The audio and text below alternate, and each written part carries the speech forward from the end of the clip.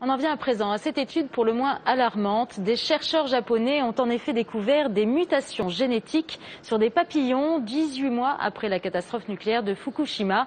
Christophe de Valambra nous a rejoint. Christophe, ces mutations seraient directement liées à la radioactivité. Très clairement. Bonjour Sophie. Après l'explosion de la centrale de Fukushima, les scientifiques japonais sont allés dans la zone de contamination radioactive pour prélever des larves de papillons.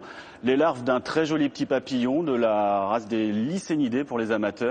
Mais au moment de l'éclosion, voici à quoi ressemblaient 12% des papillons. Les ailes sont atrophiées, les yeux également sont mal formés.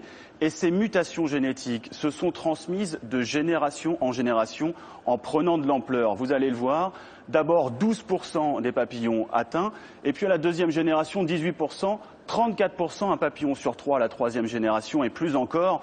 6 mois après la catastrophe, des papillons attrapés sur zone présentaient pour plus de la moitié d'entre eux ces malformations génétiques. Des tests en laboratoire ont prouvé qu'elles étaient directement liées à la radioactivité. Christophe, y a-t-il d'autres espèces touchées par ces mutations? Oui, le thon bleu par exemple, ceux-là ont été pêchés au large de la Californie, c'est-à-dire en face du Japon d'où ils proviennent. Et ces thons, s'ils ne présentent pas de malformations génétiques, en revanche, présentent un taux de radioactivité supérieur à la normale. Et ce ne serait peut-être qu'un exemple. Les scientifiques japonais vont étudier d'autres animaux pour comprendre l'exacte répercussion de la catastrophe sur la faune. Et sur l'homme, que peut-on redouter ?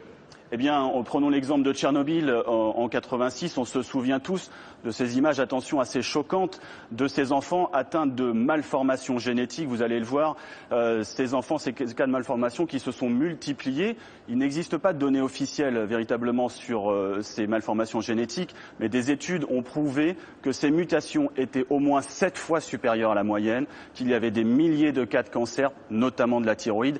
Mais attention, soyons très clairs, dans le cas de Fukushima, pour l'instant, sur l'homme, aucun problème n'a été décelé. Merci Christophe pour vos explications.